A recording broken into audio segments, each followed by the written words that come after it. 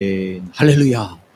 여러분도 주일 예배 드리고 나면 일주일에 이렇게 감동 여운이 좀 남아 있습니까?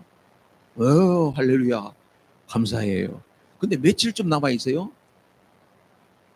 며칠쯤? 사람마다 좀 다르겠죠? 어떤 분들은 예배 드릴 때는 감동이 있고 은혜가 있었어요. 문이 나가자마자 그냥 감동이 싹 빠져나가버리는 사람도 있을 테고. 또 어떤 분들은 주일까지는 좋았는데 월요일날 막 정신없이 일하다 보면 그냥 정신없이 살다 왔어요. 그런 분도 있을 테고. 또 어떤 분들은 화요일, 수요일, 목요일 그 감동이 다 다를 것 같아요. 그렇죠? 네. 저는 지난 일주일 내내 예배에 감동이 있었어요. 너무너무 감사했어요. 이게 목사라고 다 그런 게 아니거든요. 저도 항상 그런 건 아니에요. 근데 지난 주일이 저에게 너무나도 은혜가 됐던 것 같아요. 너무너무 감사했고요. 여러분들이 그런 헌신이 너무나도 아름다웠어요. 그리고 그 전부터 이런 마음이 계속 있었거든요. 하나님이 우리에게 이렇게 은혜를 주시는데 뭐라도 좀 해야 될 텐데. 하나님이 우리에게 이렇게 은혜 주시는데 우리가 뭐라도 좀 해야 될 텐데. 성경에 누가 그런 마음을 가졌어요? 다윗이 사실은 그런 마음을 가졌어요. 그래서 자기는 이렇게 좋은 집에 있는데 하나님의 교회가, 언약교회가 저 천막 안에 있는 게 너무 안타까워서 하나님 내가 전을 띄워드리겠습니다. 이런 마음이 있었잖아요. 그럴 때 하나님께서 뭐라 그래요? 야, 뭐 네가 어떻게 얼마나 짓는다고 해서 내가 거기 있겠냐. 괜찮다. 근데 네가 그 마음을 가졌다니 너무 고맙다. 하나님 그러셨잖아요. 그래서 솔로몬이 성전을 짓는 이야기가 있는데요. 참 그런 마음이 있는 거예요. 하나님이 우리에게 은혜를 주셨는데 뭐라도 그것이 뭐 하나님 앞에 대단한 것은 아니지만 우리의 마음을 드리고 싶은데 그런 마음이 있었어요. 근데 주중에 다니엘 기도 이번에 강사님 중에서 어제 그 스티븐 모리슨이라고 하는 그죠? 입양한 그 장로님 간증에 어쩜 저하고 똑같은 마음을 발견했어요. 그분이 14살 때 미국으로 입양됐잖아요. 그죠? 그런데 자기를 입양했던 그 미국의 양 부모님이 두 부부가 그랬다는 거예요. 성탄절을 앞두고 여보, 성탄절인데 우리가 하나님 앞에 무슨 선물을 좀 드릴까? 하나님 앞에 우리가 무슨 선물을 좀 드릴까? 그 두 미국 분인데 그렇게 하다가 그래, 한국에 어려운 애들 많다는데 버려진 애들도 많다는데 그 중에 애 하나를 우리가 입양을 하자. 하나님 앞에 선물 드리려고 입양을 했다는 거예요. 그래서 그분의 인생이 완전히 14살 불우하게 그렇게 살다가 진짜 인생의 증오심과 복수심으로 살아야 할 그 아이가 미국에 와가지고 완전 새로운 삶이 된 거예요. 항공우주국에서 수석 연구원으로 그렇게 평생 근무하고 리타이어를 했대요. 근데 그분이 한 일이 뭐냐면 우리가 쓰는 GPS 있잖아요. 내비게이션. 그거 만드는 팀에서 해가지고 인류 사회에 기여하는 그 파트에서 자기가 일했다. 놀랍더라고요. 저도 지난 12주년에 하나님께서 12년 동안 지낸 것에 대해서 너무너무 감사하기도 하고 또 특별히 우리 코로나 빚이 있잖아요. 코로나 빚. 9만 불, 10만 불을 탕감해 주신 하나님 은혜 너무 감사하다. 전적으로 하나님의 은혜다. 이렇게 이야기를 했는데 그러고 나서 가만 보니까 나는 입 쑥 닫고 있었던 것 같아. 말로만 감사합니다. 감사합니다. 그러고. 그런데 이번에 주중에 다니엘 기도회 마치면서 우리 그 운영위원들과 같이 미팅을 했어요. 그 마음을 나누고요.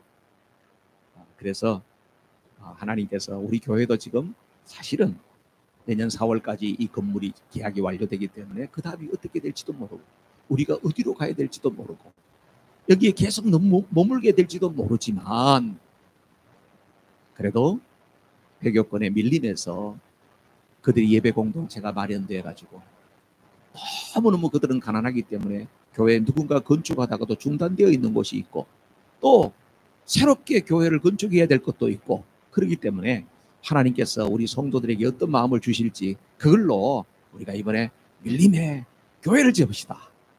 교회를 지읍시다. 네. 우리 교회보다도 그 교회를 먼저 지어줍시다. 그렇게 하면 하나님께서 기뻐하실 것 같습니다. 그렇게 해서 우리 운영인들 모두가 기쁨으로 그렇게 합시다. 그렇게 결정을 했습니다. 아까 광고 시간에 회교권에 교회를 짓는다는 의미를 말씀드렸죠. 보통 다른 중남미 지역에서 교회 하나 짓는 거하고는 의미가 완전히 다릅니다. 회교권에서 교회를 짓는다. 이거는 상상을 초월한 거예요. 그래서 하나님께서 이 일을 기뻐하게 여기시고 또 여러분 모두에게 이 아름다운 마음을 주셔서 우리가 같이 하나님 앞에 감사로 하나님의 사랑의 은혜로 반응하게 되는 그런 기회가 되기를 주님의 이름으로 축복합니다. 지난 주일에는 제가 너무 좋아가지고 막 두서없이 말씀을 전해가지고 내가 계속해서 그러는 바람에 제가 일주일 내내 다시 말씀 묵상을 계속했어요. 내가 이게 뭐라고 너무너무 두서없이 이야기했구나. 우리 역사를 너무 길게만 했구나. 막 이러면서 그래가지고 주중에 다시 지난주에 설교를 내가 다시 다 쳤다니까. 지난주에 손이 아파서 못 쳤거든요. 다시 치고 정리하고 그러면서 다시 정리가 돼요. 뭘 이야기했어요? 다시 쓰는 세계명. 다시 쓰는 세계명. 세계명이 있다고 하면 뭐가 있어요? 세계명 하면은 뭐가 있었을 것 같아요? 그렇지, 옛계명이 있었겠지. 그죠? 세계명 있었으면 옛계명이 있었잖아요. 옛계명 뭐라 그랬죠? 그렇죠. 모세에게 줬던 율법이었잖아요.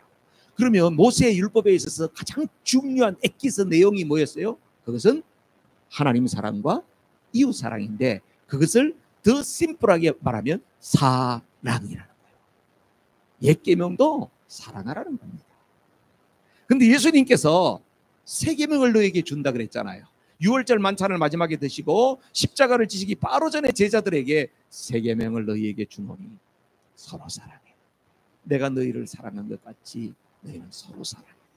너희가 서로 사랑하면 세상의 모든 사람들이 저 사람들은 예수님의 제자 맞구나 이렇게 알게 될 거다. 세 계명도 뭐였어요? 사랑이었습니다. 사랑이었어요. 자, 그러면 옛 계명과 새 계명의 차이가 뭐냐? 옛 계명은 어디다 새겨놨어요? 돌판에다 세워놨어요. 여러분 십계명 돌판 아시죠? 근데 새 계명은 어디다 세운대요? 우리의 마음에, 우리의 가슴 속에, 우리의 마음에 새긴다는 거예요. 여러분 구약에 있는 옛 계명이라고 하는 것은요, 하나님께서 모세에게 그 십계명을 주시고 난 다음에 이스라엘 백성들이 그걸 지키려고 부단히 애를 쓰고 노력을 하고 했어요. 지켜냈어요? 못 지켜냈어요? 못 지켜내요. 사람이 아무리 노력을 해도 그 율법을 지켜낼 수가 없어요. 그런데 신약에 새 계명을 주신대요. 그거는 지켜낼 수 있어요? 없어요? 있을까 없을까? 있어요? 없어요? 신약은 달라요. 왜? 상황이 달라요. 신약에요, 우리 주님께서 사랑의 계명을 주시면서 뭐라 그러냐면 내가 가지만은 내가 너희들 위해서 뭘 준다? 보혜사를 보내주겠다. 그래서 성령께서 우리 가운데 역사하셔서 우리로 하여금 그 새 계명을 따르는 사랑의 사람이 되도록 팍팍 밀어주신다 이거예요. 성령이 우리를 밀어주시기 때문에 우리는 어떻게 해요? 새 계명을 지킬 수가 있는 거예요. 그래서 지금 요한은 바로 예수님으로부터 받았던 그 새 계명을 내가 다시 쓴다, 너희들에게 다시 쓴다, 그렇게 이야기했어요. 그게 지난주 이야기예요. 오늘 본문 속에는 12절부터 14절까지 쭉 나오는 말씀 가운데 반복적으로 나오는 말씀 센텐스가 있었어요. 뭐라고 되어 있었어요? 계속 나와. 이 글을 쓰는 까닭은, 이 글을 쓰는 까닭은, 이 글을 쓰는 까닭은 계속 나옵니다. 많이 나옵니다. 이 글이 뭐예요? 이 글이 바로 새 계명이에요.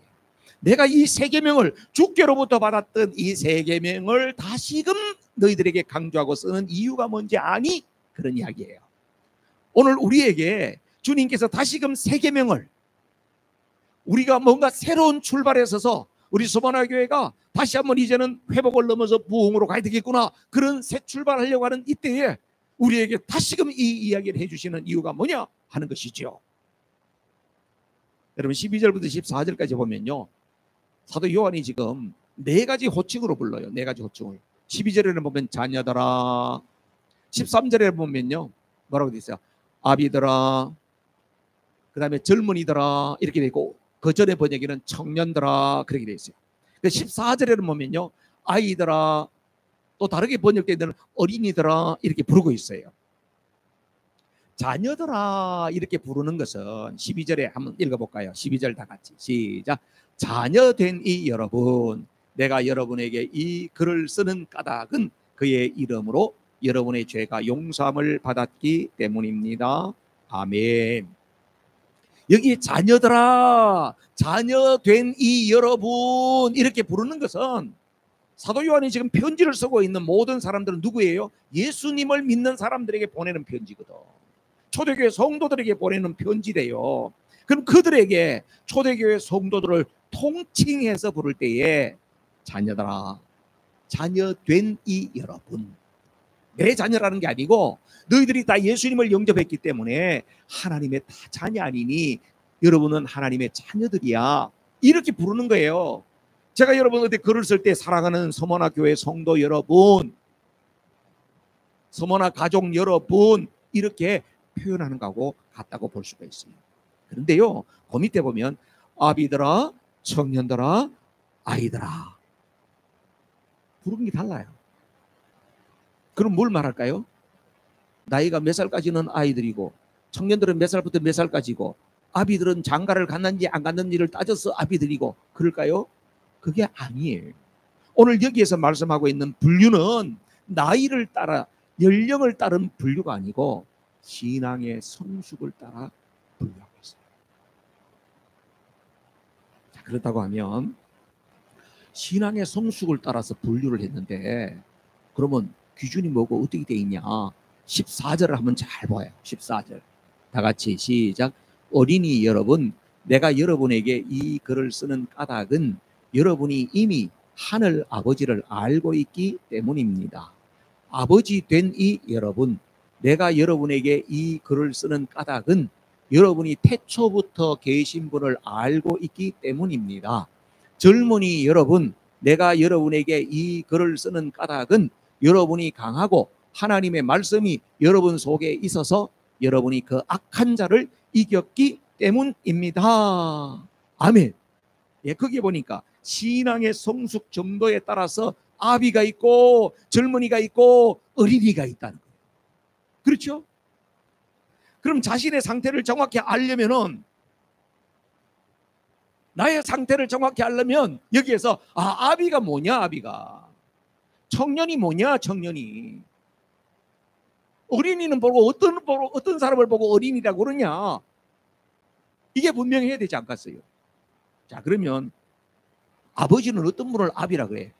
자, 거기 보면 아비, 저기 보면 셋째 줄 있죠? 거기 보면 아버지 된 이 여러분, 내가 여러분에게 이 글을 쓰는 까닭은 여러분이 태초부터 계신 분을 알고 있기 때문입니다. 영적으로 봤을 때의 아비, 영적 아버지의 역할을 하는 사람은 어떤 분이다? 태초부터 계신 분을 알고 있다. 태초부터 계신 분이 누구예요? 하나님. 그렇지. 태초부터 계신 분 하나님이죠. 안다고 하는 건 여러분요, 여러분 성경에서 안다라고 하는 것은, 야다라고 하는 것이 많이 이야기했을 거예요. 그냥 우리가 지식으로 아는 걸 말하는 게 아니에요. 체험적으로 안다는 거예요. 경험해보고 안다는 거예요. 이건 바로 이런 거예요.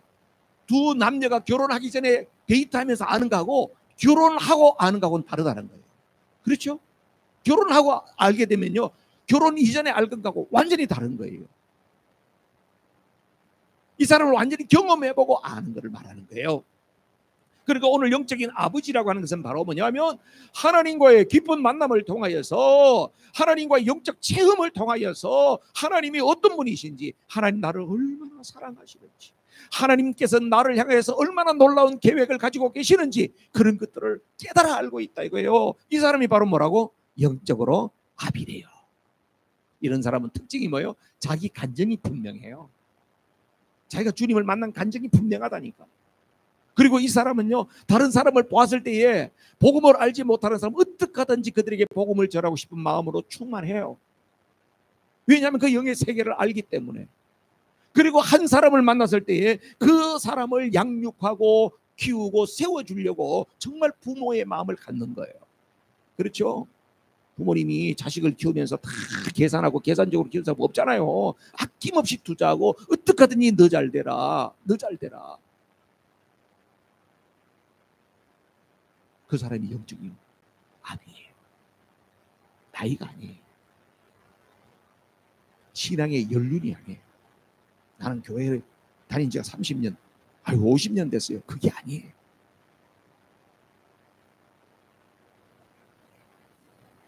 우리 교회 안에 누가 영적 아비예요?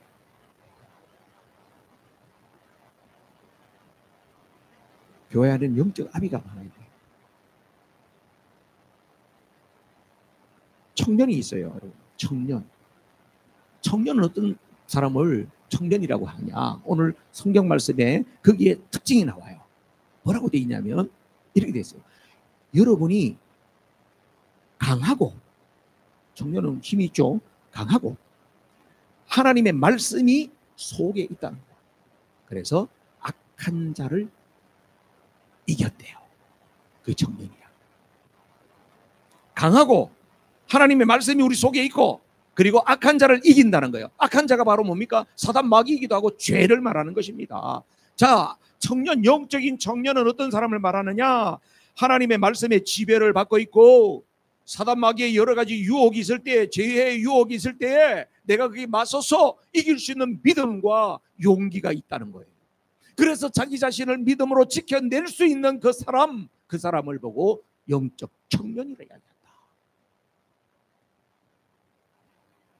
영적으로 청년 단계에 있는 사람은 특징이 하나님 말씀을 가까이 해요. 하나님 말씀이 충만해요. 죄의 유혹을 이길 수 있어요. 그런다고 항상 이기느냐? 그건 아니에요. 죄 안 짓고 사느냐? 그건 아니에요. 그런데 죄를 이기고 또 만약에 죄를 짓는다고 하면 그 죄를 어떻게 해결하는지 알아요. 하나님 앞에 회개하고, 하나님 내가 또 넘어졌습니다. 내가 또 자빠졌습니다. 하나님 앞에 회개하고 다시 회복하는 것을 알아요. 그걸 뭐라 그런다고? 청년이라고 해요. 영적으로. 그 죄를 이기는 단계예요. 이기는 단계. 세 번째로 어떤 단계에 있어요? 아이가 있대요. 영적으로 어린 아이, 어린이와 같은 단계에 있다. 그럼 어린이는 어떤 단계예요? 자, 14절 위에 보면 어린이 여러분, 초등학생 뭐 이런 애를 말하는 게 아니라 그랬죠. 지금 영적으로 분류했어요. 자, 어린이 여러분, 내가 여러분에게 이거를 쓰는 까닭은 여러분이 이미 하늘 아버지를 알고 있기 때문입니다. 이건 뭘까요? 이미 하늘 아버지를 알고 있다는 거예요. 여러분, 이 사람은 불신자를 말하는 게 아니에요. 예수님을 영접한 사람이에요. 교회 안에 있는 사람이에요. 이 사람은 하나님을 알아요. 거듭났어요. 자기가 예수님 믿는다고 고백을 해요. 그 사람은. 여러분, 거듭나는 거, 하나님의 자녀가 되는 법을 여러분 알고 계시잖아요. 요한복음 1장 12절에 뭐라고 말씀해요? 다 같이 요한복음 1장 12절 시작. 그러나 그를 맞아들인 사람들, 곧 그 이름을 믿는 사람들에게는 하나님의 자녀가 되는 특권을 주셨다. 우리는 이게 더 익숙하죠. 영접하는 자, 곧 그 이름을 믿는 자들에게는 하나님의 자녀가 되는 권세를 주셨어. 예수님을 영접하게 되면 우리가 뭐가 된다고요? 하나님의 자녀가 되는 거예요. 복음을 들었어요. 예수님을 영접했어요. 신분상으로는 하나님의 자녀가 됐어요. 그런데 이 사람이 아직도 너무 어려. 그래서 죄의 습관이 여전히 남아있어. 너무너무 세상을 아직도 즐기고 있어. 그걸 벗어나지를 못해. 여전히 죄 가운데 있어. 이런 상태에 있는 사람을 영적인 어린아이 상태에 있다, 그렇게 말해요. 그러니까 죄 씻었음을 경험을 했죠. 칭의 단계에 머물러 있는 사람을 이야기하고 있는 것입니다.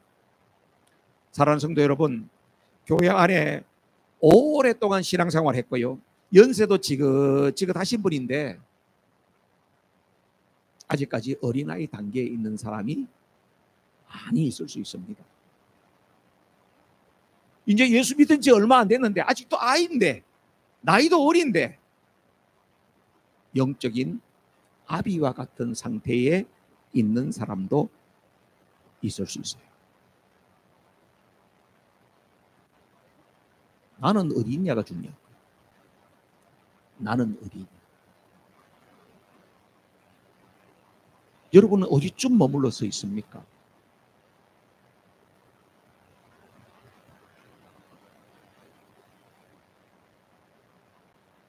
오늘 말씀에서 중요한 것은 이거예요. 이 질문이에요.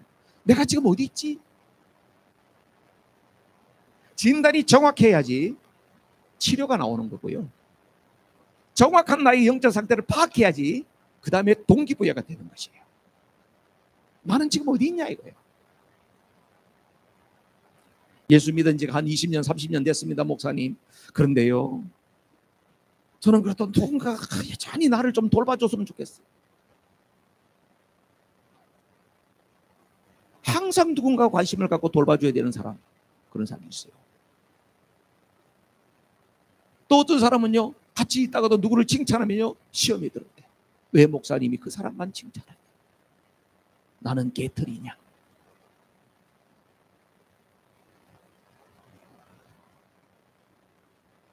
설교를 들을 때도 오늘은 기분이 좋을 때도 있고 오늘은 기분이 되게 나쁠 때도 있는 거예요. 내 기분 따라 설교가 다르게 들립니다.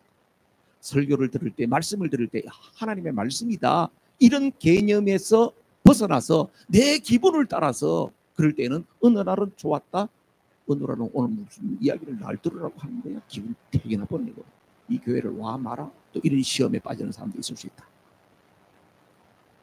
여러분, 우리의 싸움은요, 싸워야 돼요. 누구와 싸워야 돼요? 우리의 싸움은 혈과 육에 대한 싸움이 아니고 이 어둠의 권세 잡은 자 사단 마귀와 싸워야 된다고 성경은 우리에게 말하고 있지 않습니까? 그런데 사단 마귀와 안 싸우고 맨날 옆에 교인들하고 싸워. 쟤는 꼴 보기 싫어요. 쟤는 다른 교회로 가버렸으면 좋겠어. 극단적인 예를 제가 좀 들어드린 거예요. 혹시 이런 마음이 내게 이만큼 남아있다? 그럼 어때요? 내가 지금 상태가 그렇구나. 여러분, 영적 성숙에 있어서 진짜 중요한 게 바로 뭔지 아세요? 아군과 적군을 분별할 줄 알아요. 지금 이스라엘 하마스 전쟁하고 있잖아요. 우크라이나, 러시아 전쟁하고 있잖아요. 제일 끔찍한 비보가 뭐예요? 아군 폭격이에요. friendly fire라고 해요. 우리 아군이 있는데 여기서 잘못해가지고 미사일을 쏴버렸어. 근데 아군이 있는 기지에다가 쏴버렸어. 여러분, 이런 경우는 진짜 비참한 겁니다. 군의 사기가 다 땅에 떨어집니다. 우리 공군이 쫙 날라서 비행기가 가더니 적군에게 폭격을 안 하고 막 우리 있는데 폭격을 해버렸어. 이거는 충격입니다. 여러분, 오늘 우리 영적 현실 가운데 이런 일이 얼마나 많이 일어나는지 아세요? 교인들끼리 왜 싸우냐 이거요. 목사들끼리 왜 싸우냐 이거요.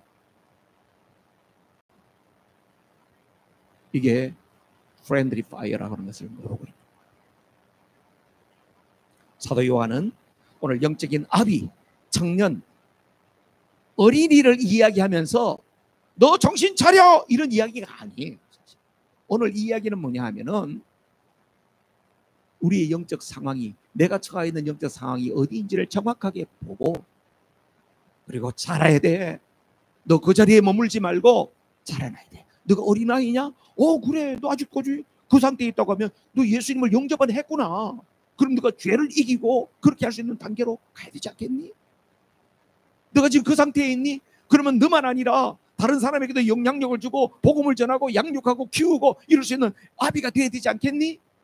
지금 사도 요한은 계속 이 말씀을 통해서 계속 자라가라, 계속 자라가라, 너 더 성장해라, 응원하고 있는 그런 말씀인 줄로 믿습니다. 사랑하는 성도 여러분, 자라셔야 돼요. 자라야 돼요. 저도 자라고 여러분도 자라고.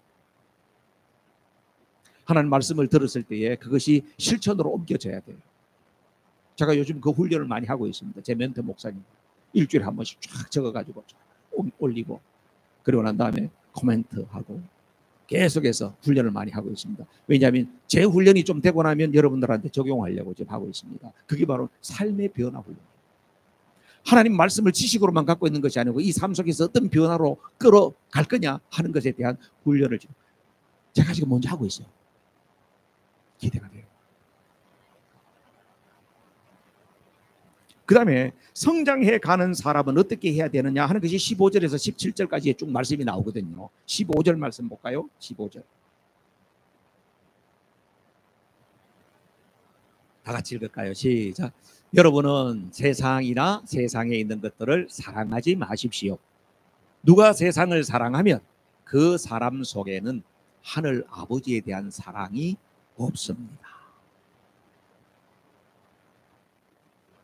믿음이 성숙해 가야 되는데, 자라가야 되는데, 자라가는데 중요한 걸 이야기해 주는 거예요. 뭐 어떻게 하라고? 세상을 사랑하지 말래. 여러분, 우리는 세상에서 사랑해야 될 것이 있고 사랑하지 말아야 할 것이 있습니다. 그 앞에 지난주에 이야기했던 가운데는 세상에서 우리가 사랑해야 될 것을 이야기했어요. 형제를 사랑하라 했어요. 근데 오늘 말씀은 바로 뭡니까? 사랑하지 말아야 될 것에 대해서 이야기해요. 세상을 사랑하지 말래요. 근데 이걸 거꾸로 하는 사람이 참 많아요. 형제는 미워하고 세상은 사랑하고, 그렇게 사는 사람이 참 많아요. 형제는 미워요. 사람은 보기 싫어요. 아이고 목사님, 난 사람이 싫어서 난 개 키워요. 개 보고 나서는 맨날 사랑해 사랑해 사랑해. 그런데 사람한테는 사랑이 생기지 않는 사람도 참 많아요. 성경 우리에게 뭘 이야기해요? 형제를 사랑하래. 그리고 세상은 사랑하면 안 된대요. 여기서 세상이라고 하는 것은 바로 뭘까요? 하나님과의 반대 개념이고, 성경에 보면 세상이라고 써놓은 말이 다양하게 되어 있습니다. 그래서 상황에 따라서 그걸 잘 분별해야 되는데요. 첫 번째로 세상이라고 할 때는 보통 어떤 경우를 말하느냐면, 믿는 사람과 믿지 않는 사람을 구분할 때 여러분 세상 사람이라고 그러잖아요. 그죠? 그 세상 사람은 뭐예요? 우리도 세상에 사는데 그 사람들은 불신자라는 거죠. 아직 예수님을 영접하지 않은 사람이다. 그럴 때 우리는 보통 세상 사람들이 이렇게 이야기를 한단 말이에요. 세상 사람들은 어떻게 돼야 돼요? 세상 사람들 어떻게 돼야 돼요? 사람들 이렇게 돼야 돼요? 우리처럼 예수 안 믿는 이슬람이나 이런 다른 종교에 있는 사람들 어떻게 해요? 저 사람들 지옥에 다 뗄감될 사람들이 이렇게 해야 돼요? 아니죠. 이 세상에 그들과 함께하는 이 세상 가운데에서 그들을 불쌍히 여기고 어떻게든지 잘 섬겨서 그들이 구원의 자리로, 믿음의 자리로 나오도록 해야 될 사명이 우리에게 있다. 두 번째로는 우리가 살고 있는 이 사회 세상을 말해요. 우리가 보이는 이 세상을 보통 어떤 개념으로 보느냐면 사단 마귀가 지배하고 있는 세상으로 봐요. 그래서 죄악된 세상. 그럼 여러분 어떻게 하면 좋을까요? 세상에 사탄 마귀가 지배하고, 예수님이 재림에 오시기 전에 이 어둠의 세력들이 공중권세 잡은 자가 지배하고 있는 세상이기 때문에 우리는 어디 가서 저 아미시 마을처럼 따로 들어가가지고 거기에서 농사 짓고 세상과 차단하고 그렇게 살까요? 주님께서는 우리에게 그렇게는 이야기 안 했어요. 너희는 세상의 빛이다. 너희는 세상의 소금이다. 그 말은 무슨 말일까요? 세상은 어둡고, 세상은 죄가 가득하고, 세상은 죄악으로 가득 찬 세상 주님이 안다는 거예요. 그럼에도 불구하고 그 세상 속에서 우리는 빛과 소금으로 살아야 될 사명이 있는 사람들이다. 그 우리를 사명적 존재라고. 이 마지막으로 세상은요, 이런 해석을 할 수 있습니다. 세상의 일반 사람들이 살아가는 삶의 방식, 세상의 유행과 세상의 일반 사람들이 살아가는 가치 기준, 그걸 세상이라고 이야기할 수 있습니다. 그것은 뭐와 반대가 돼요? 하나님께서 말씀하시는 이 성경적 가치, 하나님의 그 나라 가치와는 완전히 반대 개념입니다. 예를 들면 이런 거죠. 낙태 같은 것도 지금 사회적인 이슈가 되어 있지 않습니까? 우리는 어떻게 해요? 생명의 주인이 하나님이신데 그걸 함부로 죽이고 그러면 안 된다. 이 성경적 가치예요. 근데 세상의 사람들 어떻게 해요? 야, 원치도 않는 임신을 했는데 개 하나 키우려고 그러면 세월이 얼마나 많이 지나고 이렇게 해가지고 임신해서 하는 게 얼마나 힘든지 알아? 여성의 인권도 있는데 아이 실수로 생긴 건데 없애버리지. 그러는 거예요. 인간의 인권을 이야기하면서. 이제는 더 나가는 거예요, 그 사람들이. 낳긴 낳는데 보니까 못생겼어. 그러니까 이걸 갖다가 아이 그냥 나 안 키울래. 그러면은 없애버려도 합법적으로 되도록 법적으로 좀 해주세요 하면서 지금 계속 청원하잖아요, 세상에. 여러분, 지금 이런 시대예요, 지금. 동성애도 마찬가지고요. 세상의 질서가 약육강식이에요. 세상에는요, 힘없는 놈 죽는 거예요. 그렇죠? 세상에도 강대국이 살아남고 약소국가들은 철저하게 다 틀리는 거예요. 그러니까 어떻게 해요? 힘 있는 자한테 가서 붙어서라도 어떻게든지 가서 살아남으려고 하잖아요. 이게 세상의 원리거든요. 그런데 성경적 가치는 어떻게 해요? 반대잖아요. 힘 있는 자가 약한 자를 섬기는 거잖아요. 돕는 거잖아요. 여러분, 세상에 이런 가치의 대표적인 것을 16절이 말하거든요. 16절 보십시다. 다 같이 시작. 세상에 있는 모든 것, 곧 육체의 욕망과 눈의 욕망과 세상 살림에 대한 자랑은 모두 하늘 아버지에게서 온 것이 아니라 세상에서 온 것이기 때문입니다. 여러분, 사단 마귀가 우리를 무너뜨리는데 즐겨 쓰는 세 가지 무기를 거기 이야기하고 있어요. 새 번역에서는 좀 이렇게 새로운 번역을 해서 여러분들이 익숙하지 않을 거예요. 올드 번역에는 팍 들어와요. 여러분들이 많이 들었어. 뭐라고 되어 있어요? 육신의 정욕과 안목의 정욕과 이생의 자랑이니. 들어보셨죠? 네, 그 세 가지가 바로 뭐라고요? 사단 마귀가 우리를 무너뜨리는데 진짜 즐겨 쓰는 세 가지 무기입니다. 그 무기를 가지고 제일 처음에 누구에게 접근했어요? 에덴 동산에서 하와에게 간 거예요. 하와에게. 선악과 앞에 딱 가가지고 하와한테 이야기한 거예요. 야, 이거 진짜 먹지 말라 그러더냐? 하나님이 그렇게 좋으신 분인데 왜 다 주셔놓고 이거만 그랬을까? 이거 뭐 어떻게 된다는데? 이러면서 살살 꼬아가지고 이야기했더니 평소에 지나다면서 선악과를 봐도 아무런 감정이 없었어요. 하나님이 먹지 말라 그랬으니까 그거 봐도 아무런 감정이 없었어요. 사단 마귀가 살살 꼬우니까 어떻게 돼요? 먹음직하고 보암직하고 지혜롭게 할 만큼 탐스럽게. 이게 바로 뭐예요? 육신의 정욕, 안목의 정욕, 이생의 자랑. 그거하고 딱 맞아떨어지는 거예요. 여러분, 육신의 정욕이라고 하는 것은 바로 뭐냐면 하나님으로부터 멀어지게 하는 모든 욕망이에요. 본능이에요. 여러분, 밥 먹는 거요. 밥을 먹어야 살아요. 하나님께서 우리에게 식욕을 주셨어요. 근데 쉴 새 없이 먹네. 너무 탐욕스럽게 먹네. 이건 죄가 되는 거예요. 그게 바로 뭐예요? 육신의 정욕. 우리에게 있어서 하나님이 주신 기본적인 욕구를 그냥 초월해버리는 거예요. 이게 다 죄가 되는 거다. 사단 마귀가 우리를 무너뜨리는 방법이에요. 하나님이 생육하고 번성하고 땅에 충만하니까요, 가정 안에서 번식을 해야 돼요. 그런데 어떻게 해요? 세상 여자가 다 지 것처럼 생각해. 성욕이 울타리를 넘는 거예요. 죄가 되는 거예요. 안목의 정욕은 뭡니까? 우리를 무너지게 하는 것인데요. 안목의 정욕은 우리에게 호기심을 자극하고 계속해서 흥미거리를 자극해요. 여러분, 세상에서도요, 우리를 부르는데 진짜 뭐 다 넘어가게 부릅니다. 요새 한국에 무슨 뭐 사기꾼 뭐 해가지고 뭐 누구 나오는데, 야, 어떻게 그렇게 사기를 당했지? 다 넘어간다는 거야. 사기꾼들이 얼마나 잘해주는지 막 선물 공세 뭐에 다 넘어간다는 거야. 사단은 이런 식으로 합니다. 너무너무 미혹합니다. 그냥 야, 거기 가면 진짜 좋을 것 같습니다. 이제 한번 보십시오. 잘 사는 나라의 아이들 이제 전부 다 약할 겁니다. 약할 겁니다. 그렇게 넘어갑니다. 이것저것 게임도 해보고 뭐도 해보고 동성애도 해보고 별걸 다 해봤는데도 이제 더 이상 그 기쁨을 즐거움을 더 충족할 수 있는 게 없거든. 그럼 뭐가 있어요? 약이 있는 겁니다. 한국도 지금 그러잖아요. 마약을 구하는데 아이들이 피자 한 판보다도 싸다.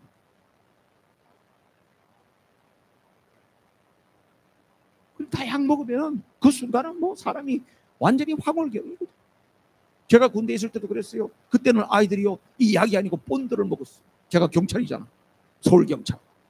중랑청 옆에다 순찰을 딱 하다 보면 갑자기 막 후닥닥 튀는 애들이 있어요. 그러면 그 중랑청 뚝방에서 전부 다 본드 마시던 애들이. 본드를 비누로 넣어가지고 고급용 본드를 비벼가지고 이걸 코에다가 딱 흡입을 해가지고 몇 번 들이마시면 가버리는 거예요. 붙잡았어. 막 중랑천 그 구둥물로 막 도망가는 놈을 잡았어. 방범 조사에 불렀어. 얘는 잡아가면 이제 청소년 또 재판 받고 그래야 돼요. 그 제가 좀 이게 훈계해가지고 보내려고. 왜 먹었니? 왜 했니? 너 이거 왜 하니? 진짜 잊어지지 않는 소리. 요정이 보여요. 요정이 보인다. 너무나도 황홀하다. 그거 먹고라 막 너무 황홀하다. 그럼 어떻게 돼요? 그렇게 들이와가지고 흡입해버리면요, 뼈가 관절이 다 약해 돼요. 그런 아이들은 잡는다고 세게 딱 잡으면 뼈 그냥 푹 부러져. 몸이 그렇게 망가지는데도 불구하고 요정이 보여요. 지금 가면 집에 가면 맨날 공부하러 가 닥달하지, 뭐 그냥 살기 힘들지. 그런데 그거 하나 먹으면 세상 걱정이 없는 거야. 여러분, 그런 시대로 갑니다. 이게 누가? 사단 마귀가 우리를 무너뜨리기 위해서 안목의 정욕으로 그렇게 무너뜨리는 거예요. 그 다음에 또 있죠. 이생의 자랑이라고 하는 것은 뭡니까? 사람에게는 전부 다 남들과 비교해가지고 너보다도 내가 잘나고 싶은 마음이 있는 거예요. 내가 똑똑하다는 소리를 듣고 싶고, 내가 돈이 더 많다는 소리를 듣고 싶고, 내가 너보다도 더 권력이 있다, 힘이 있다는 것, 그걸 누리고 싶고, 어떻게 하든지 남들보다 앞서고 싶은 마음이 있는 거예요. 그걸 살살 중독해가지고. 내가 내세울 것이 없으면 어떻게 해요? 자식이라도 내세우고 사돈의 팔촌이라도 내세워가지고 우리 집안에는 대법관이 있다, 이렇게까지 이야기하고 싶은 마음이 있는 거예요. 사단이 그걸 충동질한다는 거예요. 이런 것들이 누구로부터 왔다?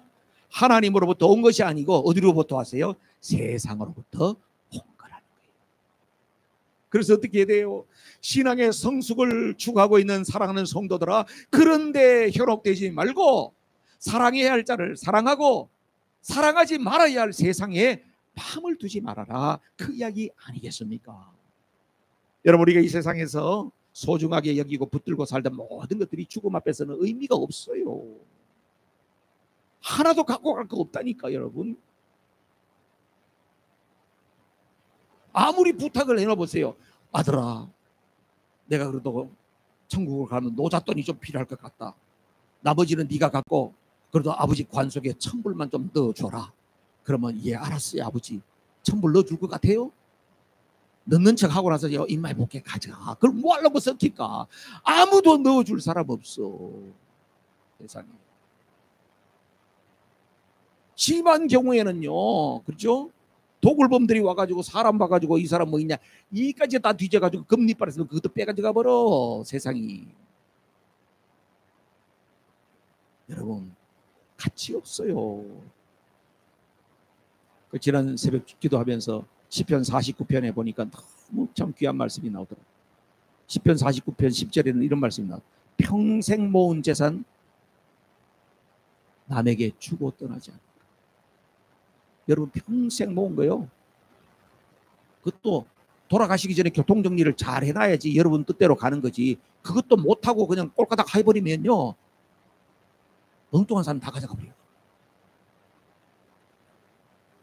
49편 11절에는 이런 이야기가 있어요. 다 같이 시작. 사람들이 땅을 차지하며 제 이름으로 등기를 해두어서도 그들의 영원한 집, 그들이 영원히 머물 곳은 오직 무덤뿐이다. 자기 땅 등기를 잘 해놓고 나서 가시고 나면 어떻게 해요? 자기 묻히는 그 땅 한 평밖에 없다. 톨스토이가 쓴 작품에 나오잖아요. 사람에게 땅이 얼마나 필요한가. 그래서 모세는 시편 90편에서 이런 말씀을 합니다. 시편 90편 12절 다 같이 시작. 우리에게 우리의 날을 세는 법을 가르쳐 주셔서 지혜의 마음을 얻게 하소서. 우리 인생을 계수할 수 있는 것이 그 지혜가 필요하다 하는 것입니다. 사랑하는 성도 여러분, 육신의 정욕, 안목의 정욕, 이생의 자랑을 따라 사는 사람, 가장 어리석은 사람입니다. 영원한 가치, 변하지 않는 하나님 나라의 가치를 따라서 살아가는 것, 그런 삶의 방식으로 쉽지 않지만 살아내려고 애쓰는 사람, 귀한 겁니다. 우리 교회 성도님인데요, 제가 한 가지 간증하고 말씀 마칠게요. 회사에서 스페니시 사람 몇 명을 하이어했대요. 그래서 일을 하는데 그 중에 한 명하고 같이 라이드 하면서 이런저런 이야기하면서 전도하려고. 교회는 댕겨봤니? 이런저런 이야기하고 나는 교회 댕긴 사람 이야기했을 거 아니에요? 그랬더니 자기는 안 댕긴 거죠. 왜 안 댕긴가? 엄마가 예수 믿었대. 암이 걸려서 돌아가셨는데 그렇게 열심히 기도했는데도 하나님이 안 꿔주셨대. 하나님한테 너무 섭섭한 거예요. 그래서 자기는 교회 안 나간대. 근데 이분이 잘 보듬고 이야기를 해줬대요. 근데 이분에 대해서 마음이 있어가지고 그 청년이 그런 이야기를 하는 거예요. 너무너무 고맙다. 당신에게 난 너무 고맙다. 왜냐? 여러분 스페니시 사람들 세븐일븐 같은 데 가서 이렇게 인력시장 같은 데 가서 사잖아요. 여러 차례 누구도 자기를 써주지 않아. 근데 당신이 나를 써줘서 너무 고맙다. 근데 그런 사람들 임금을 갖다가 정확하게 잘 안 주잖아요. 사람 봐서 여러 가지로 신분 관계도 보고 뭐도 보고 해가지고 다 잘 안 주잖아요. 미국이 그렇잖아요. 교회도 그래요. 목사님들도 부목사, 전도사 뽑아가지고 신분 제대로 안 된 사람 뽑아가지고 임금 체불하고 있는 데도 있어. 세상이 지금 그렇게 험악해요. 그런데 이분이 나는 너에게 너의 모든 스테이트에 관계없이 정확하게 줘야 할 페이를 다 줄 거야. 그리고 네가 열심히 일하면 내가 보너스 줄 거야. 가끔 너 맛있는 거 내가 밥도 사줄게. 너무너무 감사해. 너무 고맙다. 근데 내가 너가 보니까 엄마가 그렇게 가셔도 네가 다시 예수님 믿었으면 좋겠어. 가까운 데 교회 가서 예수님 믿었으면 참 좋겠어. 내가 그렇게 할게. 그래, 네가 먼저 가면 이제 친구들도 같이 갈 수 있지 않겠니? 영적 아비의 마음을 가진 사람이죠. 여러분, 우리가 살아가면서 그렇게 살기 쉽지 않아요. 여러분들이 삶의 현장에서 늘 그것이 맞부딪히면서 스트러글 되죠. 텍스를 다 내야 되냐? 좀 이렇게 세이브 해야 되냐? 이 사람 돈 제대로 줘야 되냐? 좀 적게 줘야 되냐? 삶이 계속 우리에게 도전해 오잖아요. 거기에서 하나님 나라 같이 신앙의 성숙의 단계를 따라서 살기가 쉽지 않아요. 그럼에도 믿음으로 그렇게 살아낸다는 게 얼마나 감사하고, 제가 얼마나 우리 교인들이 그런 사람이 있다는 게 행복한지 몰라요. 자라갑시다. 저도 여러분 형제를 사랑해야 돼요. 그럼 미움을 버려야 돼요. 제가 지난주 중에요, 나는 목사님들 좀 미워하는 사람이 있었어요. 솔직히 옛날에 다 작당해가지고 했던 그분들 내가 지금도 사실은 보면 별로 안 보고 싶은 사람이 있었어요. 지난주에 제가 명단을 다 썼어. 그분들 하나님 앞에 용서하라. 새벽에 하나님 이 사람 용서하라. 이 사람 이제 용서하라. 이제 이 사람 이름을 거명하지 않겠습니다. 용서를 다 했어. 목사, 장로님들 12명이도.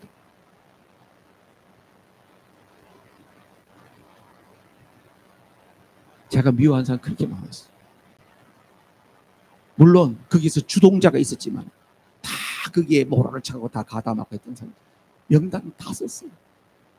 그리고 하나님 앞에 선포했어요. 하나님 용서합니다. 여러분들 용서합니다. 물론 내 간증을 할 때 제 어려움 이야기는 하겠지만 이제 이분들 이름 성도 이야기하지 않겠습니다. 여러분 세상을 사랑하지 말라고 말씀해요.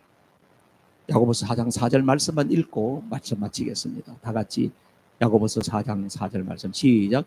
가늠하는 사람들이여 세상과 버탐이 하나님과 등지는 일임을 알지 못합니까? 누구든지 세상의 친구가 되려고 하는 사람은 하나님과 원수가 되는 것입니다. 기도하십시오. 여러분 위치가 어디 있어요?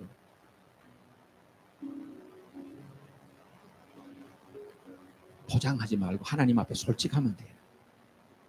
탓하지 않으세요. 하나님은 여러분을 격려해서 그 다음 단계로 가도록 도와주시려고. 하나님, 나는 진짜 너무나도 영적 어린아이 같은 상태에서 하나님, 나는 하나님으로부터 받은 은혜는 큰데 더 잘하지 못하는 뭔가에 지금 묶여 있습니다.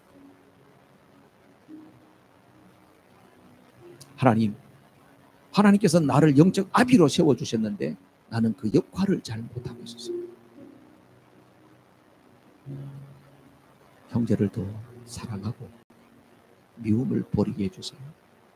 세상에 즐거워하던 것, 즐기던 것 이제 좀 내려놓습니다.